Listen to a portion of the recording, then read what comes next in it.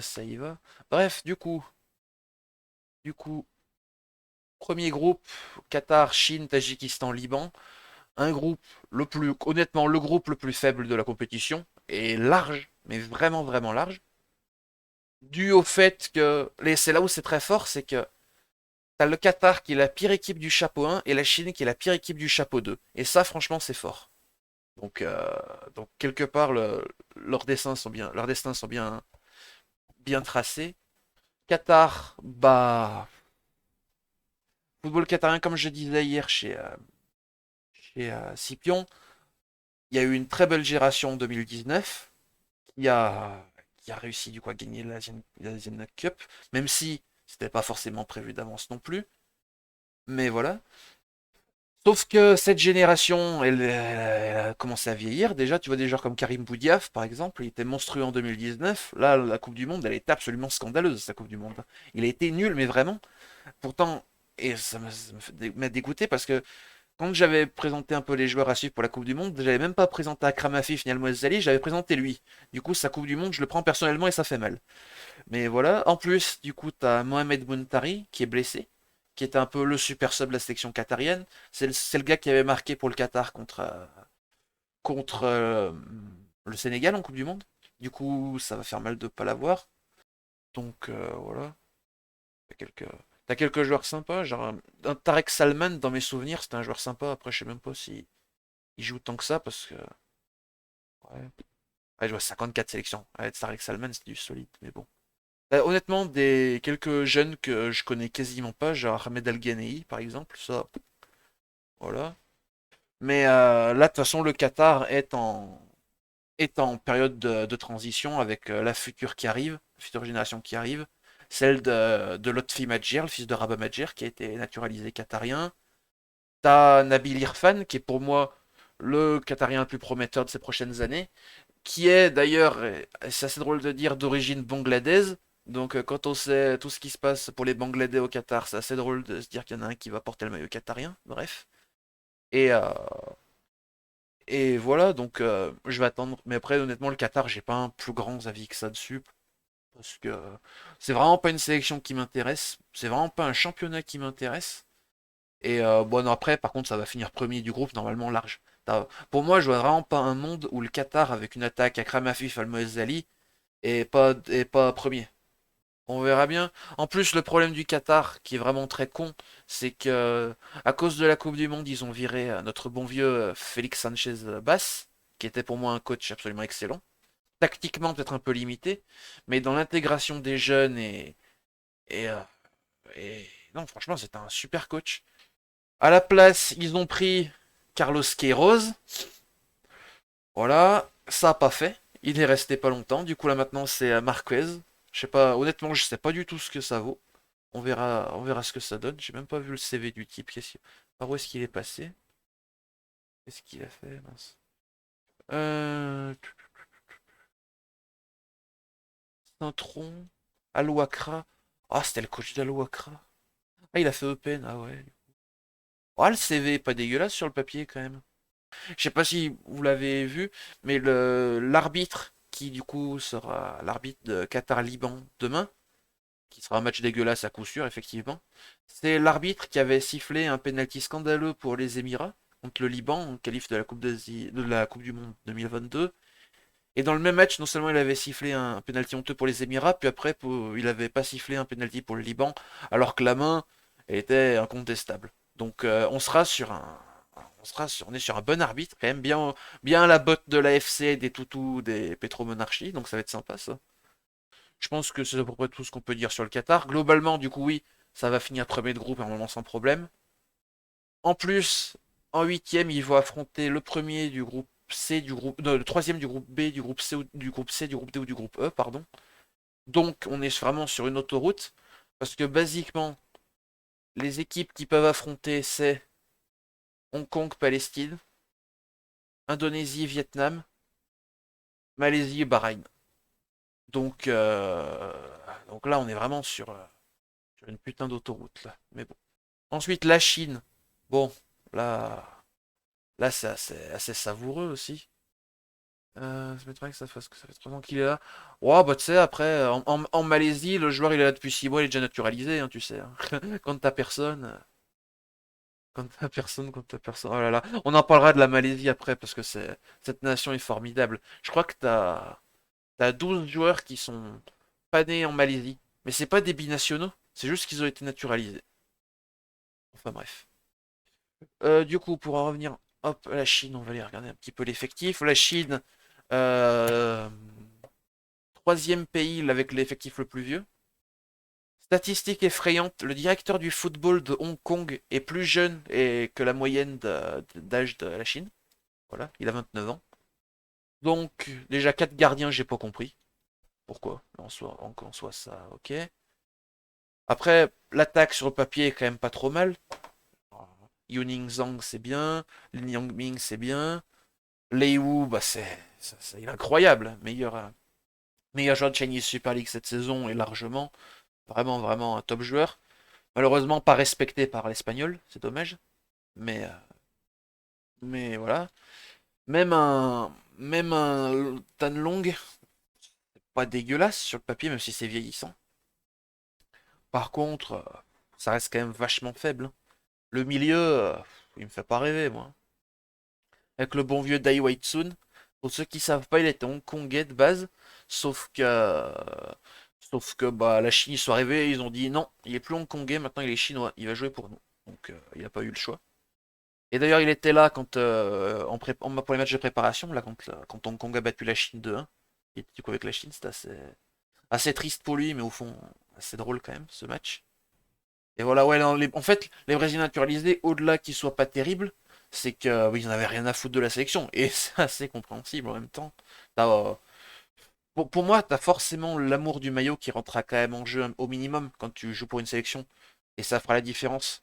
Donc, quand t'as rien à foutre de la sélection où tu joues, forcément, tu seras pas à ton meilleur niveau. Ouais, Tyus Browning, franchement, j'aime bien. C'est un bon défenseur. Mais pour le coup, la défense est intéressante, la Chine, parce que c'est la partie la plus jeune. Jiang Chenglong, c'est vraiment. Chenglong, pardon. Alors, moi, les noms chinois, désolé, je sais très mal prononcer.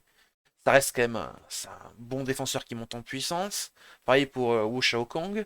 Lei Li, il a joué en Suisse, quand même, c'était un joueur pas dégueulasse. Donc, attends, la défense, c'est sympa. Mais ce milieu, moi, vraiment, il me dérange un peu plus. Le fait que bah, ce sera Wu Lei qui devrait se taper le. Attends. Comment il joue la Chine? Avec deux attaquants, ce sera Wu Lei et Yuning Zhang, Zhang Yuning, je pense, qui seront sur l'attaque à deux. Chine dernier du groupe, non, je pense pas, parce que le Liban, c'est encore pire. Mais il y en a beaucoup qui mettent la Chine deuxième. Moi, je pense que la Chine finira troisième. Parce que j'ai beaucoup, beaucoup d'espoir en... dans le Tadjikistan, bien évidemment, pour ceux qui me connaissent. J'adore cette sélection. Tadjikistan qui a la deuxième moyenne d'âge la plus jeune, ouais, 24,7 ans. Avec un excellent coach, Petar Segert. Excellent coach capillairement parlant aussi, vu qu'il a la calvasse sur le dessus et les cheveux longs à l'arrière. On dirait, pour ceux qui ont la ref, Daniel Leclerc, à l'époque, dans les années 90. Quand il avait entraîné Lens, par exemple, et tout. Moi, je note. Bon, du coup, le Tadjikistan, équipe super sympa. Franchement, si je dois vous conseiller une équipe dans ce groupe A à regarder, c'est celle-là. Déjà, rien que pour cet homme-là, qui est pour moi un des meilleurs gardiens d'Asie. Malheureusement, il est tadjik, il est pas coréen, donc il a aucune cote. Mais exceptionnel gardien, Rustam Yatimov. Déjà à l'époque, quand il était jeune, il était très solide. Je sais même pas combien il a de sélection. 35, ouais, déjà. Formé en Russie à Nijni Novgorod. Et, euh, et là, franchement, l'Istiklal, il est monstrueux. Il fait de ses matchs, c'est une dinguerie. Donc à ce niveau-là, c'est bien. Les autres gardiens qui sont assez jeunes aussi. La défense, comment ne pas être hypé par cette défense? Ce Djuraboev Radonov, là. Même si Radonov il joue peu à Persepolis, mais ça reste quand même un top défenseur. T'as de la jeunesse aussi, t'as de l'expérience avec ce bon vieux Artam Nazarov. J'ai l'impression que ça fait 35 ans qu'il est dans le foot tadjik, mais non, il a que 31 ans. Évidemment, le GOAT Manoucher Safarov, le piston ultime, le gars qui te claque des longues shots de son côté droit, à 30 mètres du but, quel plaisir. Voilà, franchement, honnêtement, le Tadjikistan, je comprends que quand tu connaisses pas, tu peux paraître ça pas fou, mais franchement, l'équipe, elle est vraiment belle, hein. L'équipe, elle est vraiment belle. Après, le milieu, sympa aussi. À suivre, du coup, vraiment, ça sera Alisher Jalilov. Parce que parcours atypique, il a percé à 26 ans. Avant, il jouait en pro, enfin, slash semi-pro, slash amateur en Russie. Puis il est parti à l'Istiklol, il a explosé. À suivre, gros talent. Ali Johnny Heini, qui est retourné à Krasnodar, mais qui était prêté en championnat tadjik là, pour la saison 2023. Franchement, gros prospect. J'aime beaucoup. Et puis après l'attaque est magnifique. Il aurait pu être encore plus belle, mais le meilleur buteur de l'histoire de la sélection, la Manoucher Jalilov, qui est un peu la star, ça fait un moment qu'il est blessé, il est toujours pas revenu. Du coup, il n'a pas été convoqué. Mais t'as ce gars-là, Rustam Seyrov, qui commence à exploser. Pour ceux qui me suivent depuis très longtemps, c'est peut-être un des premiers prospects de qui j'ai parlé, Rustam Seyrov. C'est vraiment un joueur que j'adore, que je suivais quand il avait quoi? 17 ans, 18 ans. Voilà, c'est vraiment un joueur que j'adore. Et du coup, il sera titulaire. Il est passé par l'Estonie, il est passé par l'Ouzbékistan. Il plante. Au début en sélection, c'était compliqué. Maintenant, il commence à planter. Donc c'est sympa. T'as ce bon vieux Charboni Mabatchov aussi. Lui, pareil, cette saison, elle était un peu compliquée pour lui, mais ça reste quand même un top joueur. Donc vraiment, Tadjikistan, vraiment la sélection à suivre de ce groupe. Et là, on va venir sûrement à la pire, maintenant. Peut-être pour moi la pire sélection de cette Coupe d'Asie. Pas en termes de niveau, mais en termes de tout ce qui gravite autour. Ce climat de... Non, enfin, non, il y a la Thaïlande en pire. Mais outre la Thaïlande, avec ce climat totalement délétère en Liban, assez terrible. Avec une équipe, c'est la plus vieille d'Asie. Enfin, de la compétition. Un des seuls gars qui est jeune, Ali Al-Hajj, inconnu au bataillon. Honnêtement, inconnu au bataillon. Daniel Lajoud, il a jamais percé. Le reste, c'est vieux. En plus, t'as Johannou Marie qui est plus là, le binational allemand, ancien de passer par Tokyo, passer par Kobe. Et plus là, ça va faire mal. Donc, ouais, t'as toujours les bons vieux frères Michel après. Mais je sais qu'il y a des Libanais qui me suivent, donc force à vous. Parce que là, la sélection va vraiment pas bien. Et t'as peu de jeunes, t'as un championnat qui est franchement pas incroyable, assez vieux aussi. Et puis t'as le contexte actuel, entre l'explosion à Beyrouth il y a quelques années et les frappes actuelles israéliennes. C'est compliqué aussi au Liban, donc ça peut expliquer aussi certaines choses. Donc si je devais faire un pronostic, pour moi ça serait le Qatar en tête, Tadjikistan deuxième, Chine troisième et, euh, et Liban quatrième. J'avais fait un sondage sur Twitter. Voilà, j'avais fait le sondage du coup pour vous qui c'est qui finirait premier de ce groupe. C'est un, c'est un des pourcentages les moins élevés, donc ça représente bien le pays. La Chine deuxième, par contre, je pense que bravo si vous avez bon, mais je pense que vous n'avez pas été clairvoyant sur ce coup-là. Voilà, Tadjikistan troisième et puis le Liban 4,3%. Ça c'est mes fans libanais, ça. Même si l'équipe, tu joues avec 11 pitres, il sera encore là. Ouais, en vrai, la Chine, c'est possible. Moi, j'y crois pas trop, mais en vrai, pour tous les fans chinois de foot que je connais, ça serait sympa quand même. Ensuite, groupe B, du coup, on enchaîne. Si vous deviez suivre deux groupes, ça serait le B et le D. Lui, franchement, il va régaler. Avec tout d'accord, d'abord notre bonne vieille Australie, qui fait toujours plaisir, hein, qui vient de loin, mais qui a vraiment remontré des belles choses en 2023. La Coupe du Monde qui a vraiment été un beau déclic. En plus, il n'y a pas spécialement eu beaucoup de changements générationnels. Encore, tu as beaucoup de jeunes, mais il n'y en a pas énormément qui ont été convoqués pour la Coupe d'Asie. Ah ouais, t'as pas trop de jeunes. T'as Joga aussi. T'as Adelaide. Je salue Corentin d'ailleurs. Peut-être ce sera sur la VOD s'il passe, vu qu'il est fan d'Adelaide United. T'as quand même, qui c'est d'autre? Marco Tilio, après je connais pas trop. Patrick Yesbeck, pareil. Mais la génération qui va arriver, de toute façon, elle va être vachement sympa pour l'Australie. J'avais été voir à Maurice Révélo, du coup, en 2023, anciennement le tournoi de Toulon. Et ça envoyait l'Australie. Ils ont fini troisième d'ailleurs, je crois, ou quatrième, non troisième, je crois. euh, des Garang Kuol, même s'il a un peu de mal, des Iran Kunda, je crois celui qui a signé au Bayern, je sais plus comment il s'appelle. Même t'as des joueurs comme Noah Botic, Louis Darigo, Nishan Velupillay. Franchement, c'est très très très solide l'Australie à l'avenir. Vraiment vraiment une belle sélection. Là pour l'instant, ça me semble encore un peu juste, même si Graham Arnold j'aime bien le coach. Quand c'est malheureux à dire parce que j'adore ce joueur, mais quand ton buteur il joue en deuxième division japonaise, c'est que tu t'avances pas avec les meilleures cartes quoi. Après voilà, la sélection est pas dégueulasse et puis surtout le joueur qu'il va falloir suivre, ça sera Harry Souttar forcément. La stat est incroyable. 21 sélections, 10 buts pour un défenseur central, c'est mieux que la plupart des attaquants de cette Coupe d'Asie. Cette stat, c'est une dinguerie. Littéralement, je pense qu'il va se régaler en plus pour les phases de groupe. Il y a moyen qu'il marque un but par match, ce bon vieux Souttar. T'as Thomas Deng qui est là et ça fait plaisir parce qu'il a connu pas mal de blessures quand il jouait à Urawa. Maintenant, il est à Niigata, c'est sympa. T'as toujours le bon vieux Aziz Beich qui est increvable. Non, ah ouais, Jordan Boss de Westerlo aussi, c'est sympa. T'as vraiment une équipe complète, on va dire.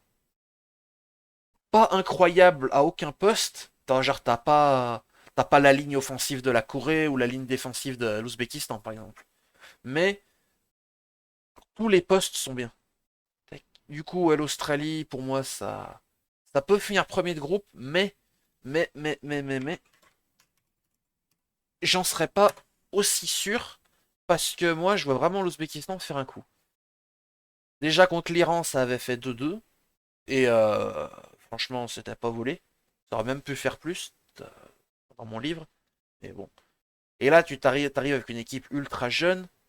Et c'est pas des petits jeunes que t'as pris pour comme Cédric était.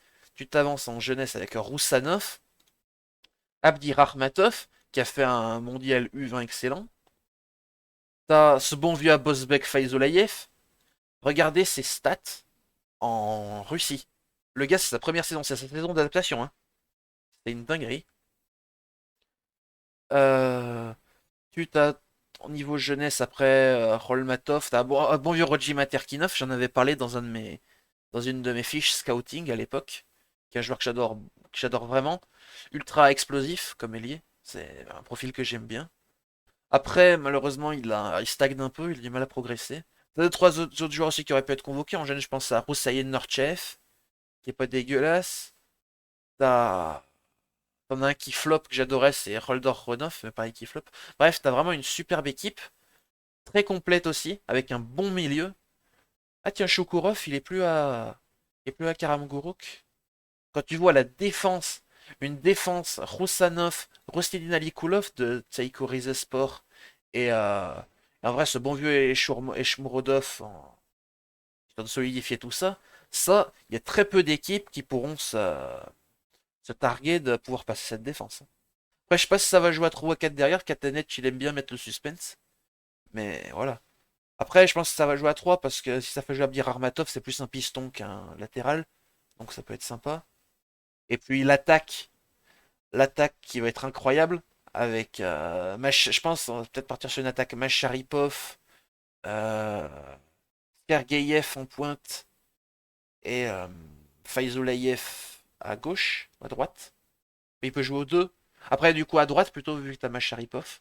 En vrai, une petite attaque comme ça à 3 avec Macha et avec Faizolayev qui prennent le demi-espace. Abdir Armatov et Nousralaev qui prennent les côtés. Franchement, en transition, c'est incroyable ça. Pour moi, je dis bien pour moi, ça peut battre l'Australie. C'est même ce que je pense. Pour moi, l'Ouzbékistan va finir premier. Voilà. Pour vous, évidemment, l'Australie. En vrai, c'est normal. Faut vraiment être un peu taré pour mettre l'Ouzbékistan en favori. Ah oui, on n'a pas parlé de la Syrie et de l'Inde. Bon, bah la Syrie et l'Inde, on va faire assez vite. La Syrie, c'est pas terrible, ça régresse, malheureusement, vu le contexte local, ça n'aide pas. En plus, t'as pas Omar Al-Soma. Tu vois, un match Ouzbékistan-Syrie, ça va être très chiant, parce que la Syrie va défendre et l'Ouzbékistan va devoir faire le jeu. Et l'Ouzbékistan qui fait le jeu, c'est pas incroyable. Mais après, le reste de l'équipe, c'est assez âgé. T'as, par contre, Ayham Ousou, très très bon coup de l'avoir shippé à la Suède, ça. Parce que ça va revitaliser un peu cette défense.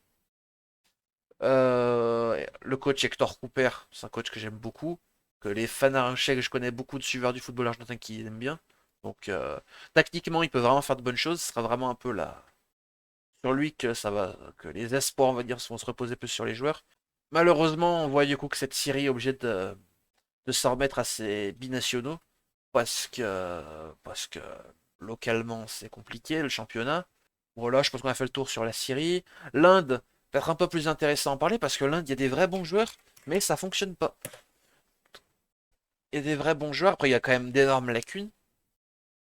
Et honnêtement, si je dois faire un pronostic, moi pour moi ils finiront dernier de leur groupe.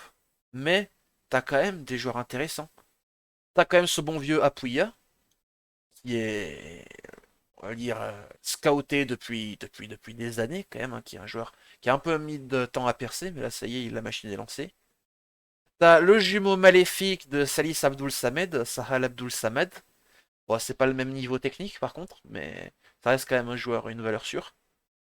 Et puis après, bah t'as du coup ce bon vieux Sunil, qui à 39 ans disputera peut-être sa dernière compétition avec l'Inde. Je dis peut-être parce que en vrai, il a de quoi en faire une de plus, hein, vu qu'il vieillit très bien.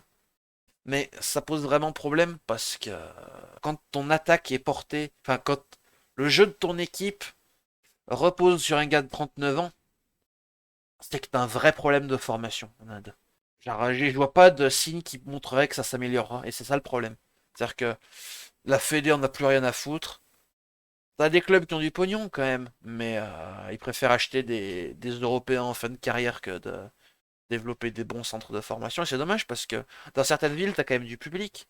Je sais qu'on a souvent l'image, même moi j'avais un moment l'image de l'Inde où il n'y a personne dans les stades, mais quand tu vois un club comme Kerala Blasters à Cochin, franchement, t'as une belle ambiance quand même, donc c'est dommage pour le public indien. Que devient l'ISL? L'ISL, tu vois, c'est un championnat que j'aime bien regarder, mais genre 10 matchs dans l'année. Pas mieux.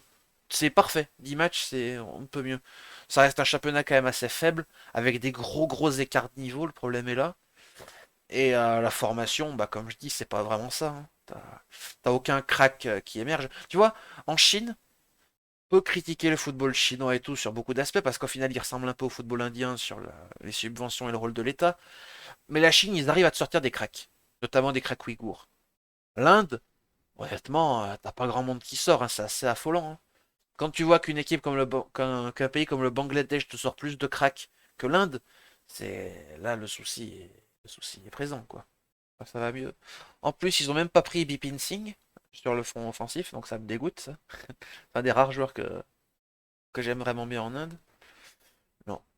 Donc moi, si on devait faire revenir au pronostic, pour moi, t'as Ouzbékistan premier, l'Australie deuxième, Syrie troisième, peut-être qu'il peut passer. Ah non, ça va être compliqué. J'allais dire qu'il peut passer au meilleur troisième, mais ça va être compliqué quand même, hein, pour faire des résultats face à l'Australie, l'Ouzbékistan. Et l'Inde dernière. Clos la marche. Alors du coup, le groupe C. On a l'Iran tout d'abord. L'Iran qui, comme souvent, arrive avec beaucoup d'interrogations dans ce genre de compétition. Parce que c'est la spéciale Iran. Qui ressort d'une Coupe du Monde décevante. Avec deux défaites qui font mal contre l'Angleterre et surtout contre les États-Unis. Psychologiquement, c'est compliqué quoi pour l'Iran. Après, t'as une année 2023 qui est ok tiers, mais sans plus. Départ de Queiroz, bon ça c'est honnêtement c'est plutôt positif je trouve. Mais et du coup t'as encore un manque de stabilité. T'as eu le feuilleton Sardar Azmoun. Est-ce qu'il vient? Est-ce qu'il vient pas? Il y a une clause dans le contrat qui dit qu'il peut pas venir. Finalement la Roma accepte de le libérer. Hier il a pris un carton rouge. L'Iran c'est vraiment la seule équipe en Asie dont le milieu de terrain c'est la zone la plus faible. C'est une dinguerie. Déjà, ils sont que 4. Tchechmi, je le trouve éclaté. Voilà, je préfère le dire, qu'on soit honnête. Ezatolahi, c'est ok tiers. Ebrahimi, je connais pas assez. Et Rodos, c'est sa vocation offensive. Donc déjà, on part pas super bien. Ouais, le milieu c'est vraiment compliqué. Par contre, l'attaque, s'il n'y a pas une attaque à deux, déjà c'est un scandale, vu le nombre d'offensifs qu'il y a. Taremi Azmoun, c'est incroyable. Ansari Fard en sortie de banc. Mais Ansari Fard, le gars, il est remplaçant en équipe d'Iran. Il serait titulaire dans quasiment toutes les équipes en Asie. Japon y compris. J'ose le dire, Japon y compris. À part peut-être la Corée et... Après, t'as Reza Sadi, je connais pas assez. Après, Sepahan, j'avoue que je suis pas assez. Par contre, les ailiers, Golizadeh, John Bach, c'est excellent.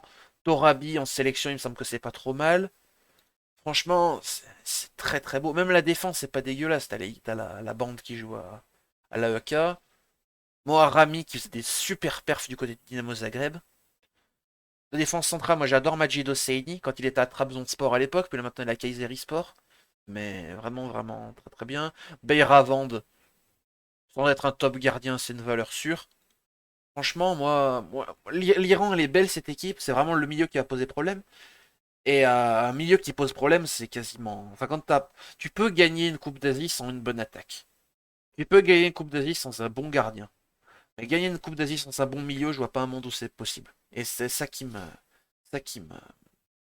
laisse perplexe. Franchement, Taremi, même si en club ça marche pas, tu sais que c'est un gars qui a l'amour du maillot iranien et qui va tout donner en sélection et qui va performer en sélection. C'est peut-être pas l'attaquant le plus talentueux, mais il a d'autres qualités qui compensent. Donc c'est une chance pour l'Iran quand même de l'avoir. Et puis même s'il marche pas, par exemple, t'as toujours un Sarifard avec Azmoun, ça reste quand même un super duo. Donc franchement, voilà. L'Iran bien armé sur le papier. Normalement, ça devrait finir premier, mais. Ah ouais, mieux qu'en 2019, je sais pas. En vrai, j'aurais presque tendance à dire oui. Du moins, pas moins bien. Parce que t'as toujours ce bon vieux Ali Mabrout qui a son prime. T'as des jeunes assez intéressants. Bah, t'as toujours, enfin, t'as ce beau vieux Fabio Lima. Y a pas Ahmed Barman qui a pas été pris, je suis assez surpris, mais pourquoi pas. T'as des joueurs quand même, t'as des jeunes assez sympas. T'as sur la relève d'ailleurs au cage avec Khaled Tawid en troisième gardien. Khalid Aïssa, bah ça reste quand même un top gardien, quoi. Pas emblématique, mais un bon gardien quand même. Et puis voilà. T'as une sélection quand même bien âgée de 26-28 ans et c'est intéressant. Parce que je trouve que vraiment ce qui est cool, c'est que les sélections du coup du golf arrivent vraiment avec des équipes plus jeunes que d'habitude. Et ça, c'est kiffant. Enfin, ils arrêtent de convoquer que des trentenaires pour les Coupes d'Asie.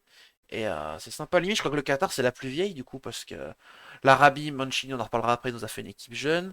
Les Émirats, ça c'est en plus Paolo Bento, sans être un top coach, c'est un gars qui a des standards assez moyens plus, donc qui risque normalement qui devrait emmener l'équipe un peu loin. Normalement, ça reste un habitué, on va dire.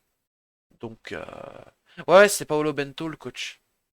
Franchement, en vrai, c'est un bon coup parce qu'il connaît bien le football asiatique. Donc voilà.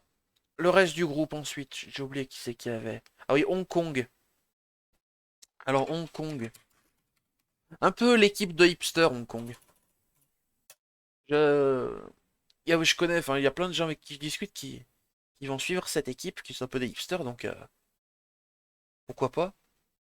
Moi j'aime bien l'équipe, après, je suis pas un grand spécialiste du football hongkongais, moi je suis plutôt du côté de Macao, dans ce que je suis. Mais t'as quand même des valeurs sûres, genre Tan Chun Lock, c'est une valeur sûre quoi.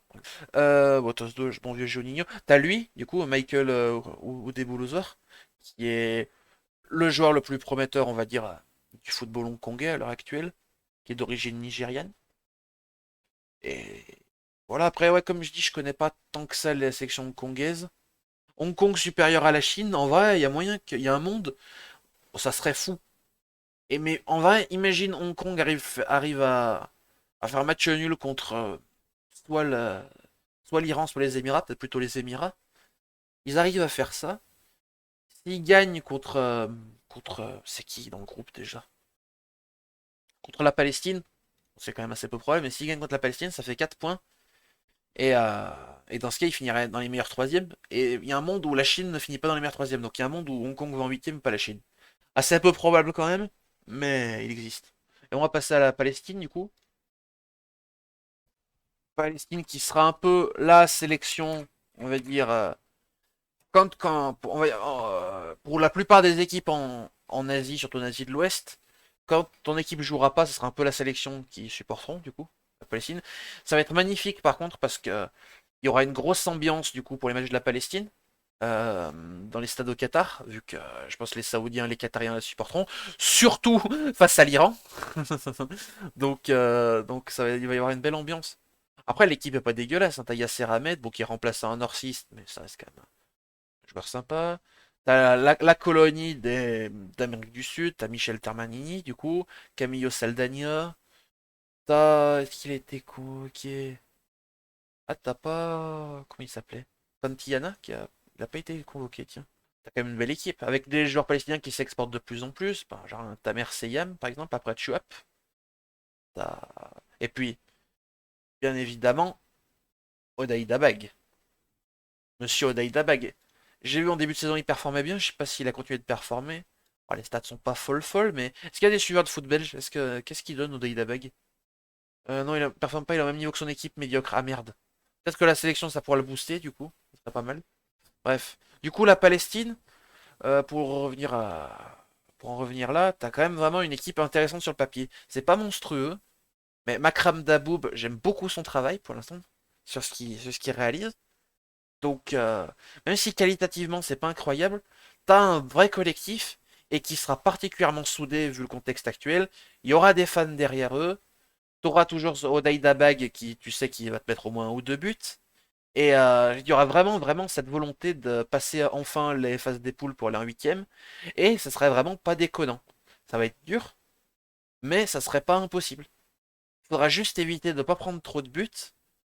euh, mais heureusement, ça tombe contre l'Iran et la Palestine qui sont pas contre l'Iran et les Émirats, je veux dire, qui sont pas des grosses attaques. Donc a priori, il y aura pas trop de drill.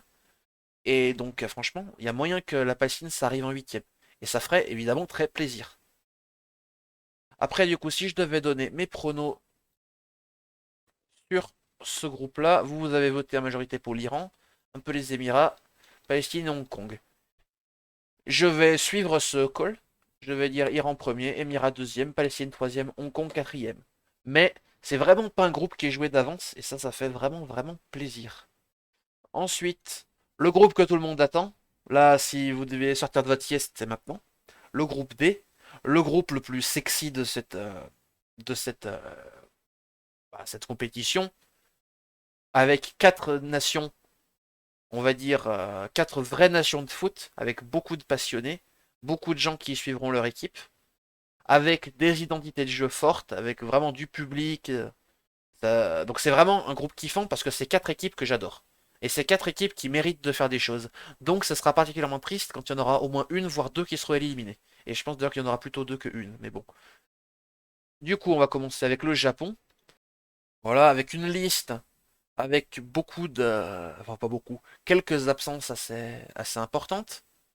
Bien évidemment, Kyogo, Kamada. Je vais classer les deux ensemble parce que pour moi, c'est des absences contestables, mais que moi, personnellement, me choquent pas plus que ça.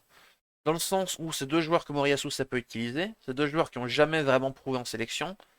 Kamada, il avait pas l'air non plus d'en être ravi de la sélection. Un peu, voilà. Kamada, c'est vraiment ça qui casse un peu. C'est comme Yoma Suzuki, ça casse un peu le cliché du japonais respectueux Domo arigato gozaimasu, tout ça. Ouais, Furuhashi, joueur du Celtic, qui a pas été convoqué. Ah ouais, c'est dommage. Moi, je prie juste pour que ça lui que grâce à ça, il puisse aller négocier avec d'autres clubs et qu'il se barre vite du Celtic cet hiver. Ça serait le plus grand plaisir parce que le Brendan Rodgers Ball, moi, je suis désolé, mais je peux pas. Et surtout son utilisation de Kyogo. Donc voilà. Ouais, après la liste. En plus, bon, on peut parler un peu de Tanaka vite fait, du coup, qui d'un accord commun n'a pas été convoqué parce que il veut se concentrer sur le mois de janvier pour quitter le Fortuna Düsseldorf, ce qui peut se comprendre très bien, même si ce sera une grosse perte pour le Japon, parce que contrairement aux deux autres, Tanaka, ça a toujours été un excellent joueur en sélection. Vraiment, peut-être, même quand des joueurs comme Morita, Endo y étaient pas, Tanaka y était toujours.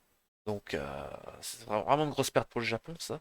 Absence de Yuya Osako, ça c'est un peu plus contestable, surtout quand tu convoques Mao Osoya. Parce que j'aime bien Osoya, mais Osako il finit quand même meilleur buteur de J-League.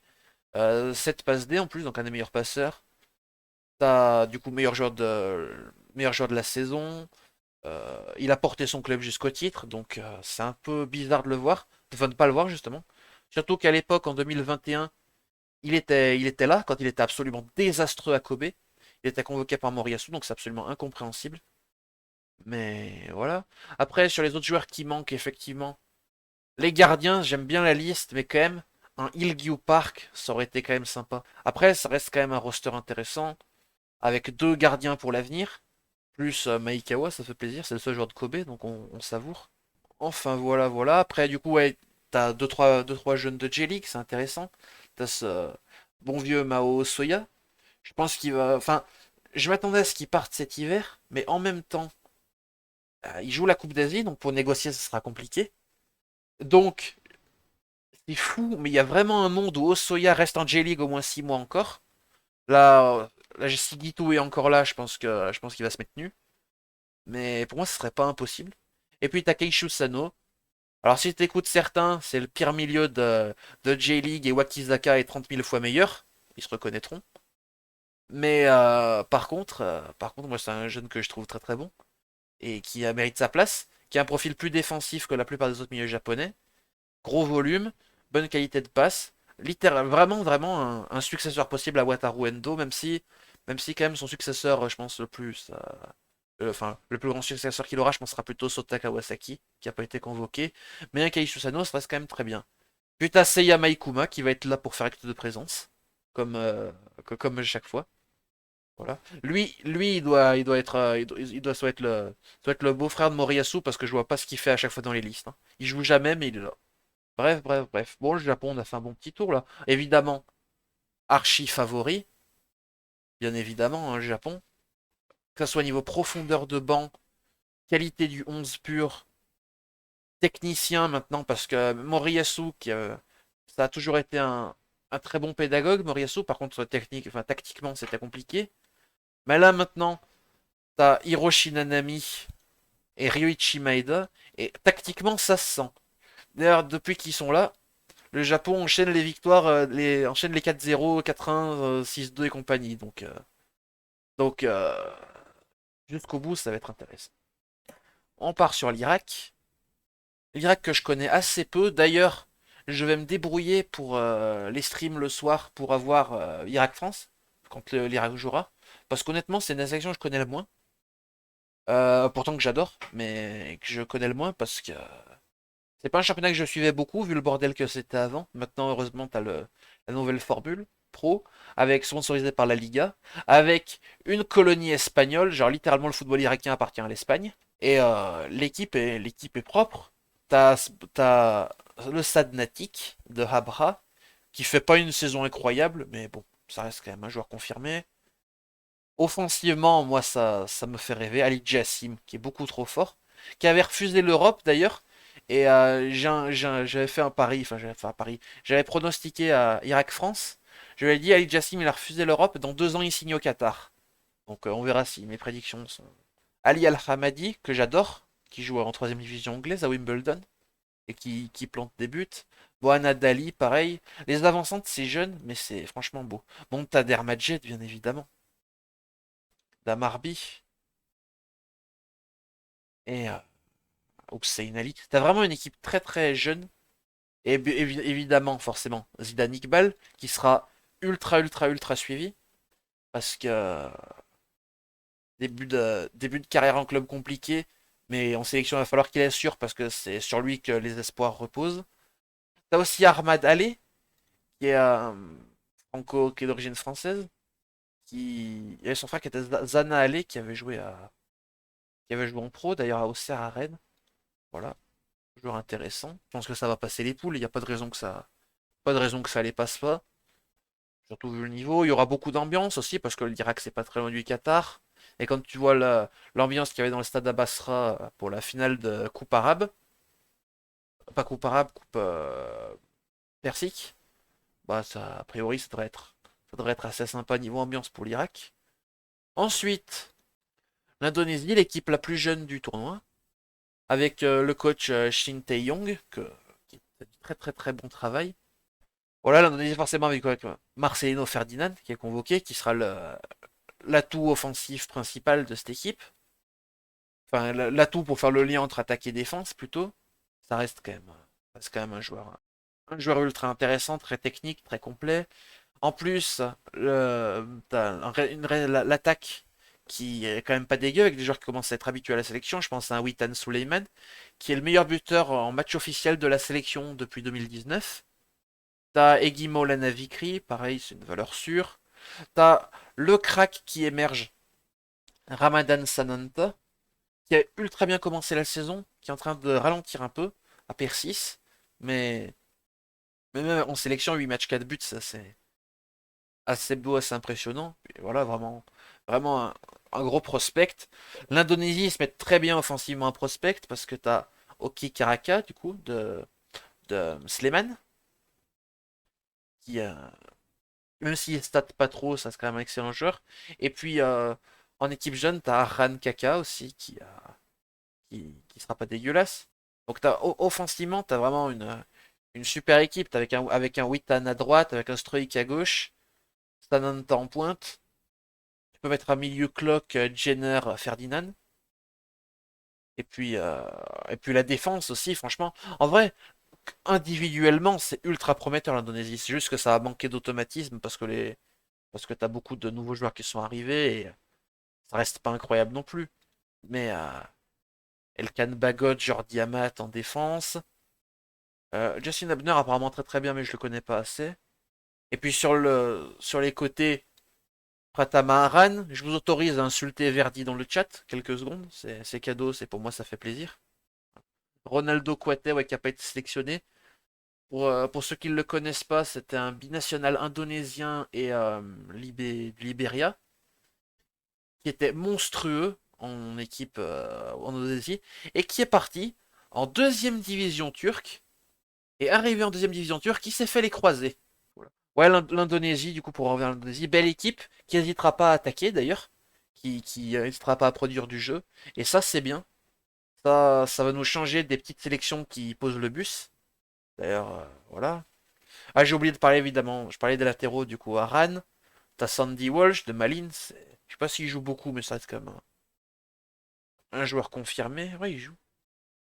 Et puis bien évidemment, t'as ce bon vieux Asnaoui qui est libre de Jeonnam, qui a fait une belle saison et qui apparemment qui était proche du FC Séoul, si je dis pas de conneries. Je sais pas si c'est toujours d'actualité. De toute façon, ça, honnêtement, si ça, il y a peu de chances que ça passe les poules, soyons honnêtes. Parce que même si ça finit troisième, ils peuvent battre le Vietnam, mais pour moi, ils peuvent ni battre l'Irak ni battre le Japon.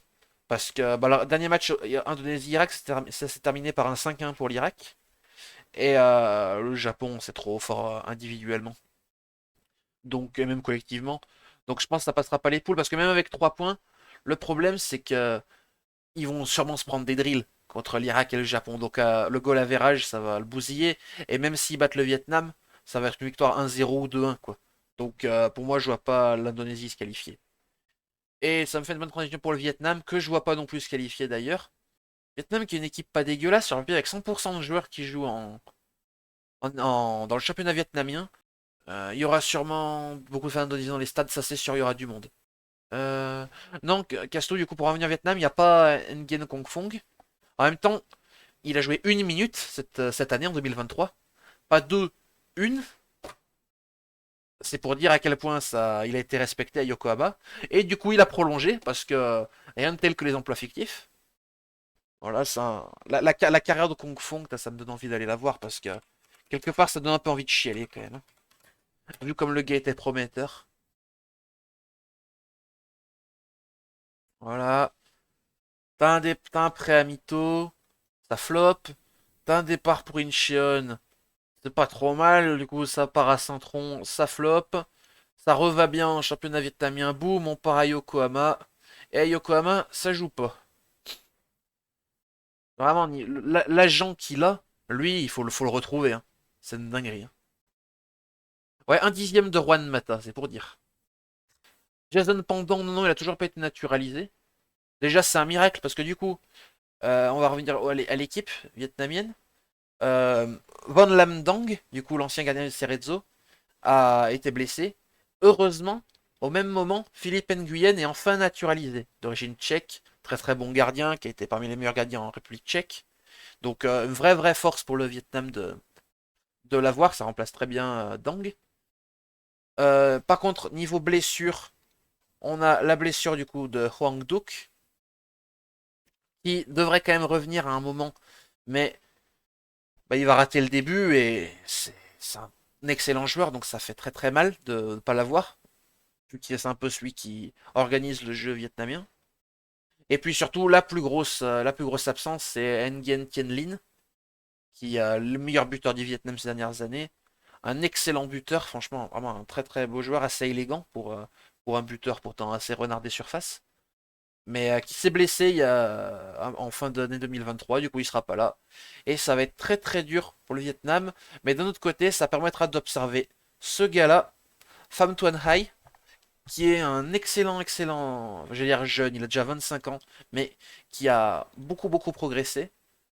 Il joue à Hanoï, qui montre de plus en plus de belles choses en sélection aussi, et normalement, ce sera lui qui devrait porter un peu l'attaque du Vietnam. Même si ça manque beaucoup de monde devant. Nguyen Quang Ngai, pardon, qui est jamais revenu à son meilleur niveau depuis qu'il est revenu de Pau. Ça aussi, c'est très décevant. La défense, elle est sympa. Après, je connais pas trop de monde, mais par exemple, Nguyen Tan Binh, pareil, grosse révélation de la saison à Viettel, en V-League. Donc ça aussi sera un joueur à suivre. Globalement, tu as une très belle sélection au Vietnam. Le problème, c'est que Philippe Troussier est, le Philippe Troussier est là depuis très peu de temps. Pas très peu de temps. Déjà depuis 10 mois. Mais il a joué assez peu de matchs. On n'a pas vu grand-chose, malheureusement, du Vietnam. Notamment le Vietnam-Irak, qui s'était soldé par une victoire irakienne 1-0, où l'Irak a frappé une vingtaine de fois. Le Vietnam n'a pas frappé une seule fois du match. Donc ça pose des questions. De toute façon, le Troussier Ball, c'est assez défensif de base. Mais ça pose quand même des questions sur la capacité qu'il aura à produire du jeu offensif, à les marquer. Donc je vois vraiment pas le Vietnam sortir des poules, malheureusement, avec toutes ces absences et encore cette équipe qui n'est pas rodée. Et c'est bien dommage parce que les travaux qui avaient été faits ces dernières années étaient vraiment excellents. Niveau pronostic, vous avez mis forcément le Japon en grosse majorité favori, et c'est normal. Plus qu'être favori de la Coupe d'Asie, ils sont favoris tout court. Enfin, plus favoris de leur groupe, ils sont favoris de la Coupe d'Asie, c'est sûr. L'Irak en deuxième, c'est cohérent. A priori, ça devrait passer les groupes sans trop de problèmes. Vietnam, du coup, vous l'avez mis troisième. Honnêtement, franchement, je ne saurais pas vous dire qui finira troisième. Genre, pour moi, c'est impossible de dire à l'instant T. Je suis tiraillé. Ça peut être l'Indonésie, mais l'Indonésie, ça manque de qualité collective. Et ça peut être le Vietnam, mais le Vietnam, ça manque beaucoup de qualité individuelle sur le front offensif. Donc, je suis très mitigé.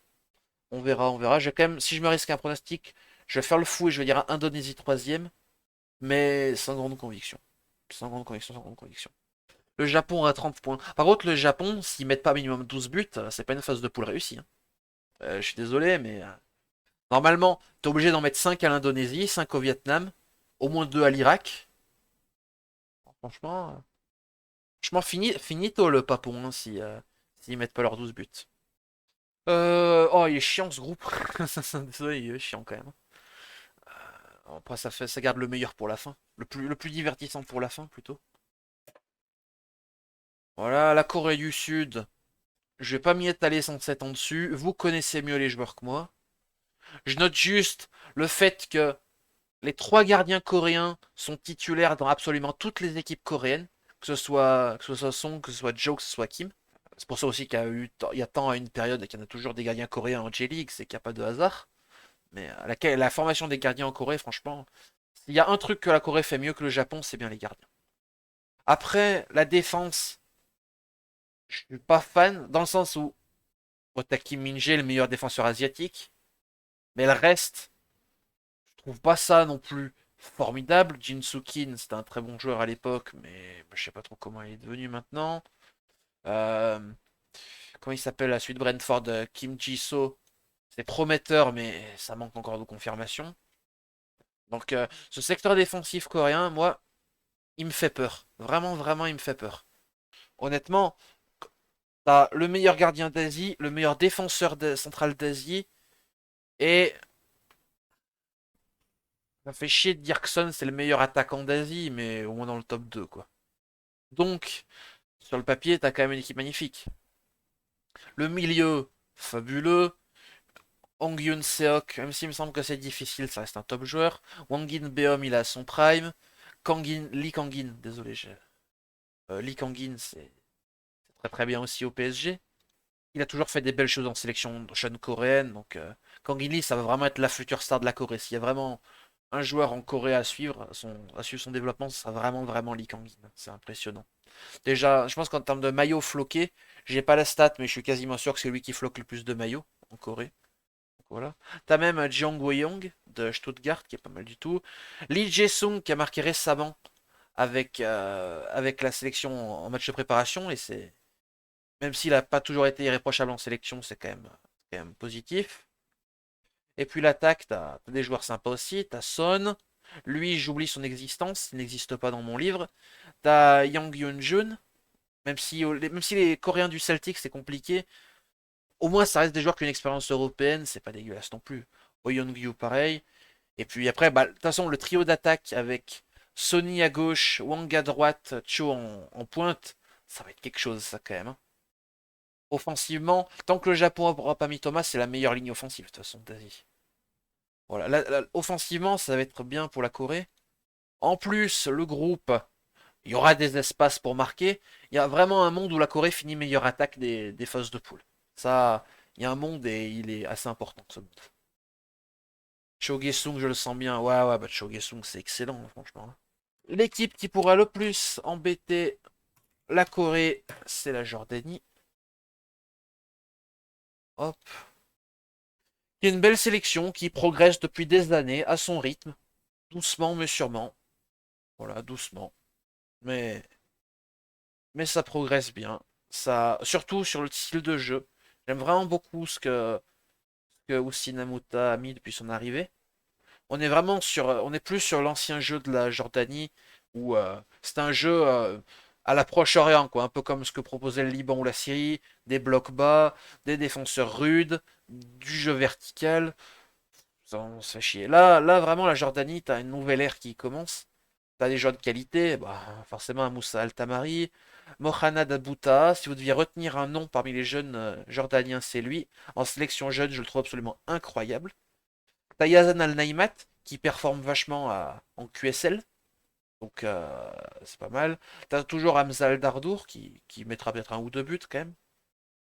Vraiment offensivement, la Jordanie c'est magnifique pour une équipe aussi mineure, assez mineure comme ça.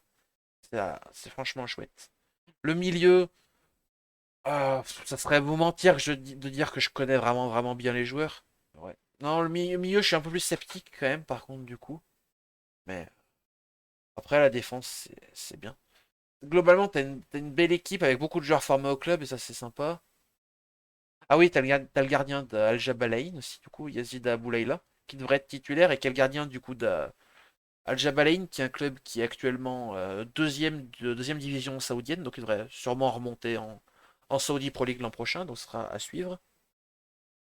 T'as- Ouais, voilà. L'équipe est sympa. Il manque encore un peu de qualité. C'est surtout collectivement que ça va être très très bon.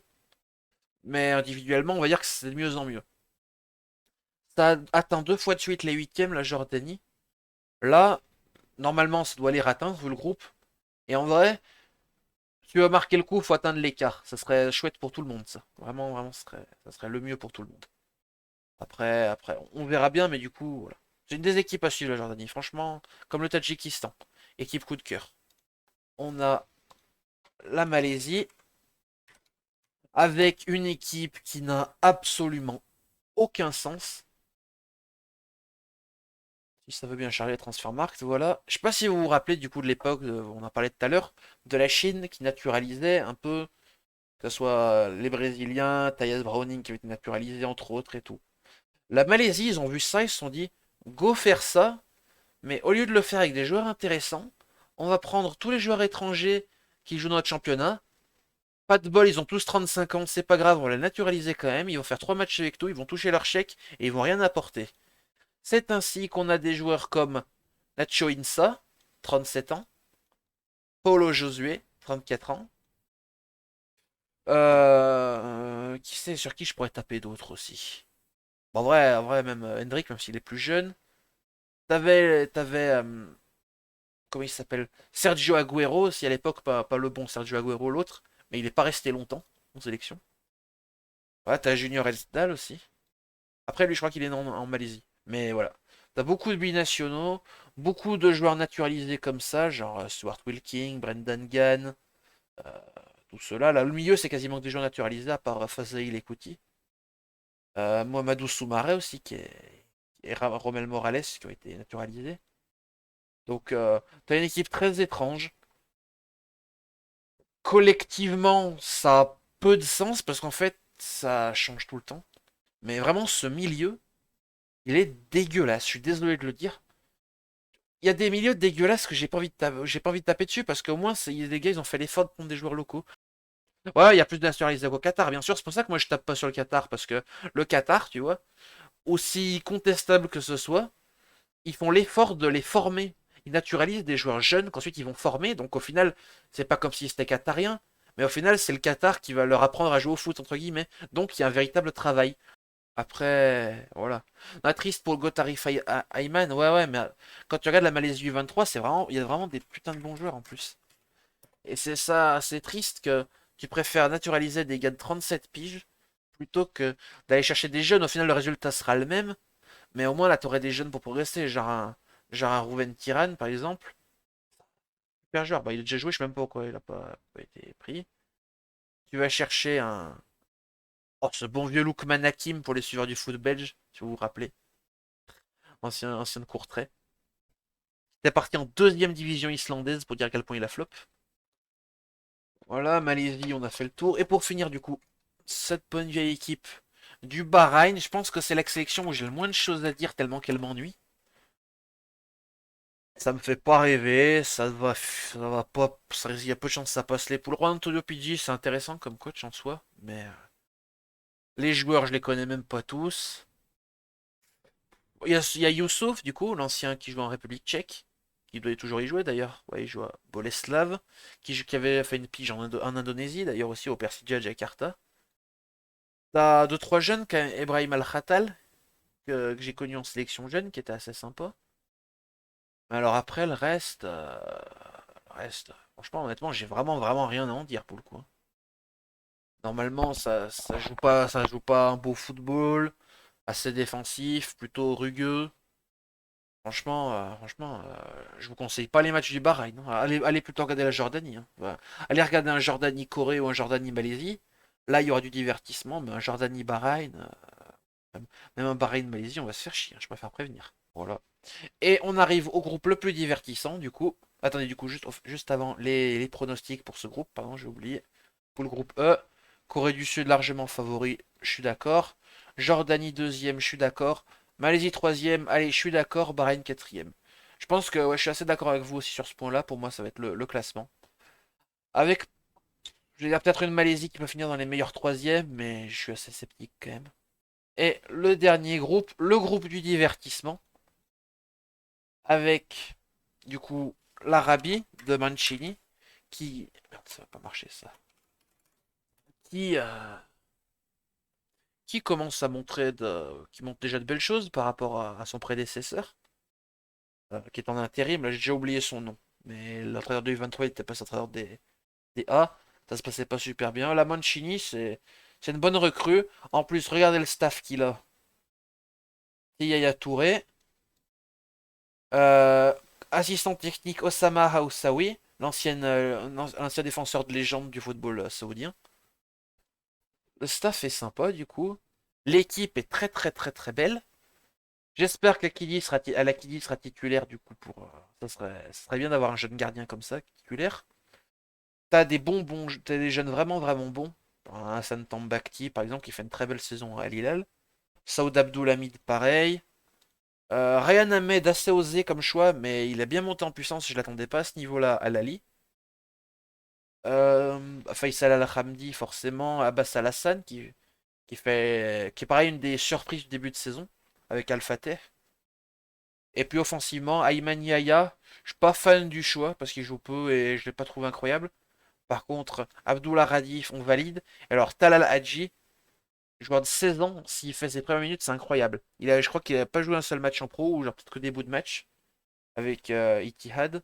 Et vraiment, vraiment, c'est le crack à suivre le nouveau crack à suivre du football saoudien. Et ce que j'ai bien aimé du coup avec Mancini, c'est qu'il n'a pas hésité à prendre des joueurs de plus petits clubs, mais qui font un super début de saison. Je pense à Mokhtar Ali. J'en parle régulièrement dans mes bilans de la Saudi League sur le canal opposé, que je vous invite à revoir si vous ne les connaissez pas. Et que j'aime vraiment, vraiment, vraiment beaucoup, qui fait une belle saison, un peu le taulier de l'équilibre d'Al-Fateh. Donc je suis très content de le voir.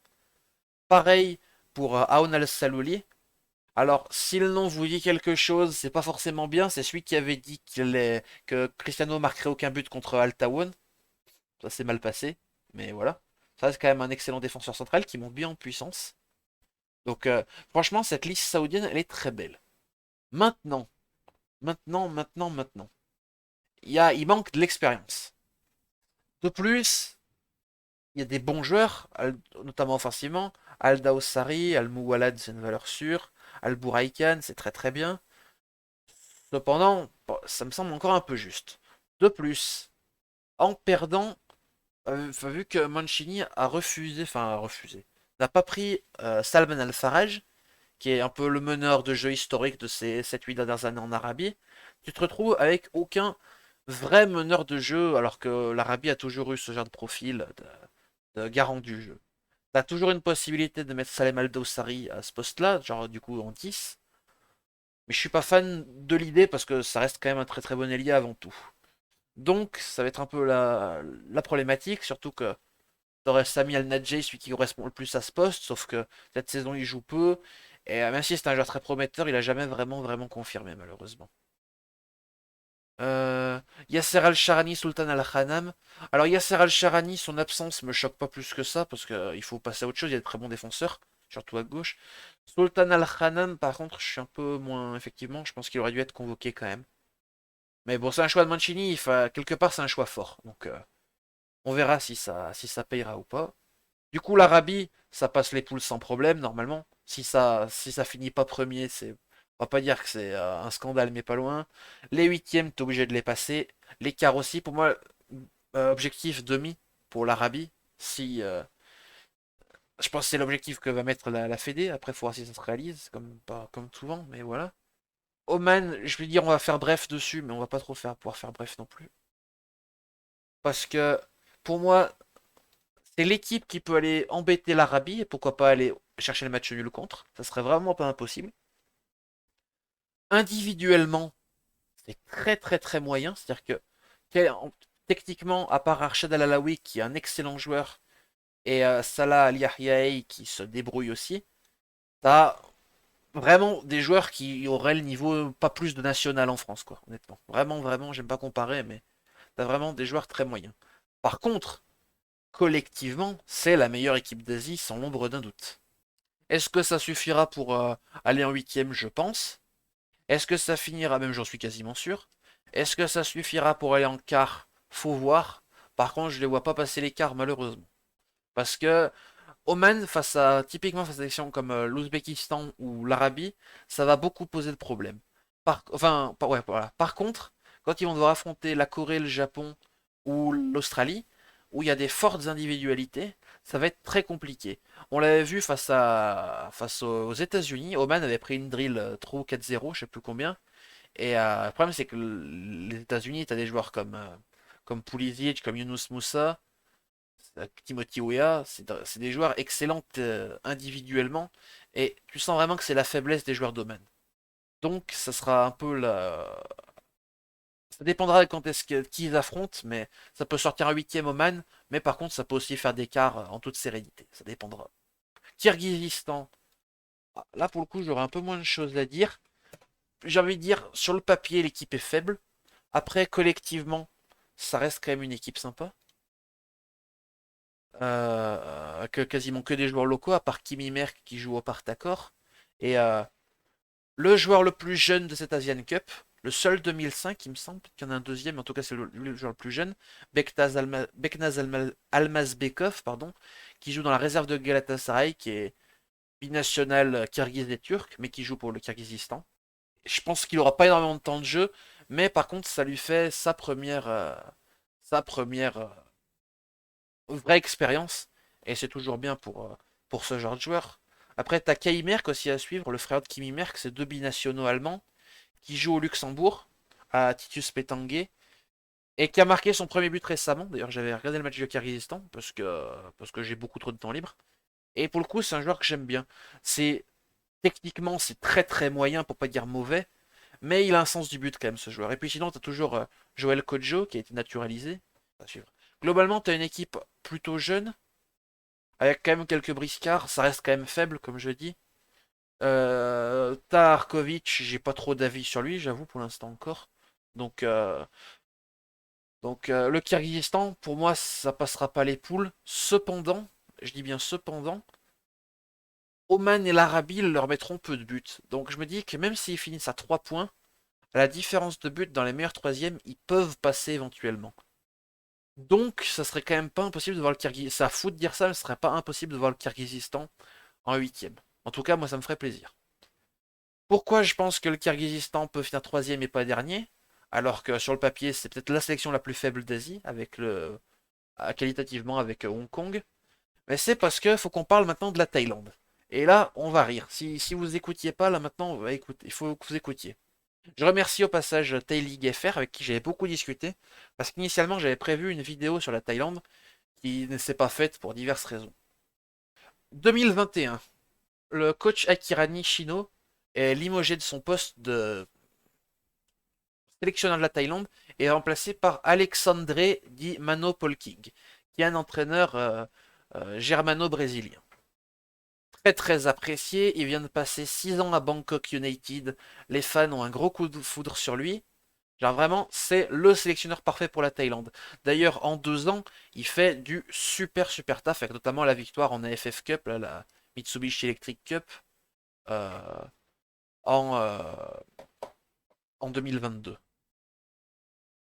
Oui, on est parti pour 5 heures sur la Thaïlande. Bref, donc Paul King il arrive, les résultats sont très bons, et il faut savoir que la directrice du football thaïlandais, à ce moment-là, d'ailleurs c'est toujours le cas, faut pas du football thaïlandais, de la sélection thaïlandaise, c'est Noalphan Lamsam, plus connue sous le nom de Madame Pang. C'est un peu la boss de la mafia de la sélection thaïlandaise, vous voyez, basiquement. Donc elle place Paul King parce que elle c'est la directrice du club de Port FC. Et Port FC, Bangkok United, il n'y a pas de conflit d'intérêt à ce moment-là, tout va bien. Donc Paul King, c'est le candidat parfait. Cependant, tu as un autre club qui s'appelle Buriram, qui est un des cadors du football thaïlandais, dont le président, dont j'ai oublié le nom, lui, veut pas Paul King à la tête de la sélection, il veut son chouchou, Masatada Ishii, qui est un coach japonais qui coach Buriram depuis des années aussi. Et donc en sélection thaïlandaise, c'était déjà le bordel, et là tu as une véritable guerre entre le clan Pang et le clan du gars de Buriram. Il va y avoir différentes crasses entre eux. Petite anecdote, à prendre avec des pincettes, mais Akira Nishino est du clan Buriram, donc l'ancien coach du Japon Nishino, qui est ensuite coach de la Thaïlande, est du clan Buriram, donc il sera impliqué dans la suite. C'est à prendre avec des pincettes, mais honnêtement, ça m'étonnerait pas forcément. Et du coup, le président de Buriram veut placer Ishii à tout prix. Donc on arrive cet été, septembre. La Thaïlande va faire une tournée européenne en affrontant la Géorgie et l'Estonie. La Géorgie, ça c'est solide, mais l'Estonie, c'est très abordable sur le papier. Sauf que pendant ce temps, il y a un complot, du coup, avec le président Buriram qui s'allie avec d'autres présidents de clubs thaïlandais, et ensemble, ils vont retenir leurs joueurs. Ça permet deux choses au président de Buriram, à la fois de déstabiliser Paul King, donc de pouvoir plus tard placer son Ishii, et en même temps de déstabiliser Madame Pang, parce qu'en cas d'échec, avec les élections de la Fédé qui arrivent en 2024, dans 2 mois, ça pourra lui permettre d'avoir de l'influence et tout, et de montrer que Madame Pang, c'est n'importe quoi ce qu'elle fait. Donc, tous les joueurs de la majorité des joueurs de la Thaïlande restent en club. Du coup, la Thaïlande, ça arrive en Géorgie avec une équipe B, voire C, avec des joueurs qui disputent leur première sélection. Je pense notamment à Chakit Laptrakul, qui est un binational franco-thaïlandais d'ailleurs, c'est assez intéressant, qui dispute sa première sélection à ce moment-là. Du coup, bah, c'est la débâcle, je ne sais pas si vous vous rappelez, 8-0 pour la Géorgie, avec notamment un quadruple Mikotadze et un but de Zoriko Davitashvili, aussi le Bordelais. Donc là, c'est l'hécatombe. Ensuite, 3 jours après, il y a le match contre l'Estonie. Match nul un partout. Pareil, c'est décevant, c'est plus que décevant. Et là, Paul King, il est ultra déstabilisé. Ensuite, ouais, Zuriko, ouais. Ensuite, du coup, en novembre, décembre, je sais plus, il y a les éliminatoires pour la Coupe du Monde 2026. La Thaïlande fait un match titanesque contre la Chine. Malheureusement, ça pêche à la finition et la Chine l'emporte 2-1. Et là, tu vois les images de Paul King, il sait que c'est mort. Et effectivement, un peu juste après les dommages éliminatoires, il y a l'annonce, Mano Paul King est limogé de son poste de sélectionneur parce que Madame Pong est obligée de le limoger maintenant vu que les résultats sont pas bons. Du coup, Masata Daishi est le nouveau coach de la Thaïlande. Niveau timing, c'est impeccable. Le boog, ça fait un mois. Alors, il est nommé un mois avant l'Asian Cup. Donc, c'est du grand n'importe quoi déjà. Donc, la Thaïlande, il n'y aura aucune cohérence. Parce qu'il a peu le temps de mettre son jeu en place. Mais le plus fort dans l'histoire, c'est que Ishii, peu importe, mais alors peu importe le résultat, sa place dépendra des élections à la tête de la Fédé thaïlandaise. Si Madame Pang qui se présente, et si elle gagne, c'est sûr qu'il jarte. Parce que c'est le symbole de Buriram, c'est le symbole de ce qui a fait éjecter Paul King.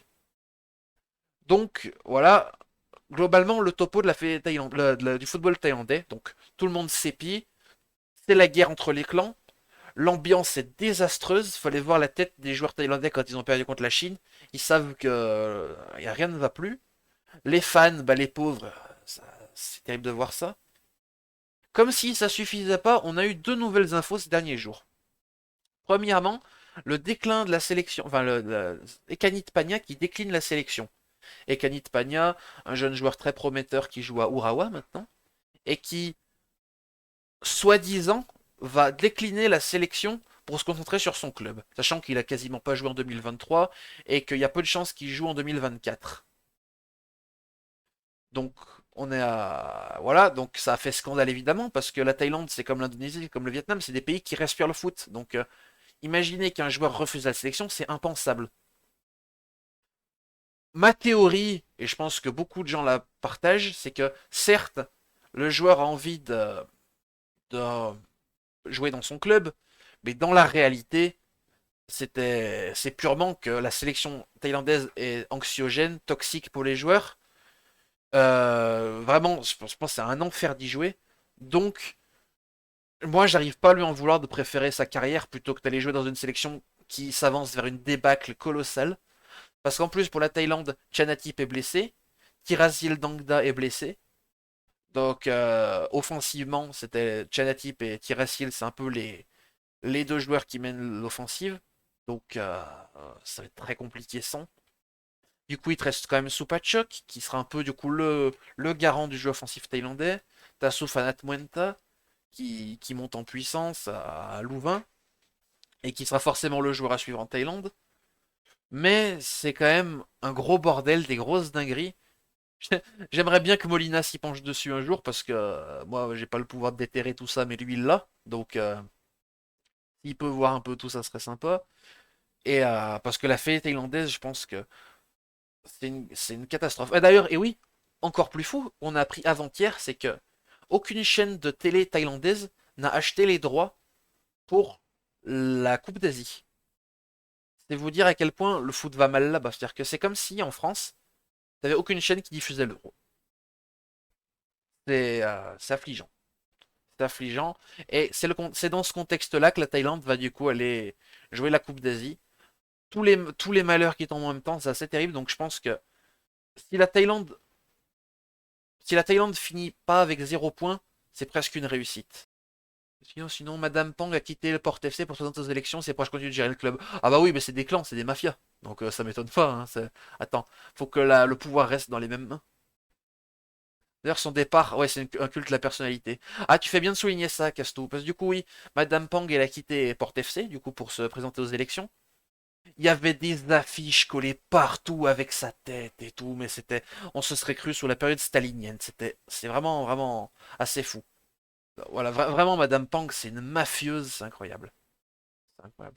Ouais, Kanit Panya qui se fait harceler par les fans thaïlandais, mais en même temps, en fait, dans cette histoire-là, les personnes qui sont à blâmer, finalement, c'est la Fédé et tous ceux qui gravitent autour, parce que pour moi, Panya, il est certes coupable, mais il est coupable d'une mauvaise communication, mais en même temps, il a 20 piges. Si tu peux pas t'attendre à ce qui... tu sens que le gars, il a un peu peur, voilà et tout, donc je peux pas lui en vouloir, mais je peux pas en vouloir non plus aux fans thaïlandais d'être scandalisé qu'un joueur refuse la sélection alors que c'est le Graal. C'est, ça me fait penser au cirque qu'il y avait eu quand Kim Min-jae, il avait décliné la sélection coréenne et tout. C'était quelque chose. Hein. Donc, euh, donc voilà. On peut clore le dossier de Thaïlande. Vous avez tous les éléments que j'ai en ma possession en tout cas. N'hésitez pas du coup quand même à aller follow Thai League France. Je sais pas si je peux glisser un petit lien et tout parce que vraiment vraiment le gars c'est une crème. Et il a vraiment, vraiment pris le temps de tout m'expliquer parce que le football thaïlandais, moi, à la base, c'est vraiment, vraiment pas ma, ma, enfin, c'est vraiment pas ce que je connais le plus, quoi. Ishii avait dit que les joueurs thaïlandais pouvaient être amenés à refuser la sélection contrairement aux japonais. Finalement, Tanaka est passé par là. Mais en fait, rien que ça prouve à quel point, Panya, il a pas refusé par volonté de jouer avec Urawa, mais purement par le contexte. Ishii le sait que le contexte de la sélection est désastreuse. D'ailleurs, c'est même pour ça que je lui en veux pas, moi, à Masatada Ishii. Parce que c'est un gars, c'est comme Paul King, au final, ça reste les victimes du système. Mais il le sait, l'ambiance qu'elle est absolument honteuse donc, et délétère. Donc, il sait qu'il y a des joueurs qui refusent. Et je suis étonné qu'il n'y ait que Pagna qui ait refusé d'ailleurs. Hein. Franchement. Après, la Thaïlande a quand même des armes, ceci dit, pour aller affronter cette Coupe d'Asie. Rien qu'un Tiraton Matan, par exemple, ça reste un joueur typiquement qui peut faire des énormes perfs dans ce genre de tournoi. Mais, mais voilà. Ouais, Ishii est vraiment super coach. Vraiment, vraiment, vraiment que j'aime beaucoup. Et c'est dommage parce que même pour lui, au final, sa réputation risque d'en prendre un sacré coup. Alors que, bah, au final, il est peu rien. Ça fait des années qu'on lui promet le poste en plus. Ça fait des années que ça complote pour faire sauter. Bah, dès que Nishino est parti, je pense que dès que Paul King est arrivé, ça devait déjà comploter. Mais, mais voilà. Pour vous, votre classement, du coup, ça a été Arabie Saoudite, Thaïlande, Kyrgyzstan, Oman. Très surpris qu'Oman soit si bas. D'ailleurs, franchement, moi, mon classement, ce sera plutôt Arabie Saoudite, Oman, Kyrgyzstan, Thaïlande. On verra bien. Ça reste quand même, Kyrgyzstan et Thaïlande, ça reste assez serré parce que individuellement, la Thaïlande, ça reste quand même largement au-dessus, mais collectivement, pour moi, le Kyrgyzstan a l'ascendant. Donc, ça, on verra bien.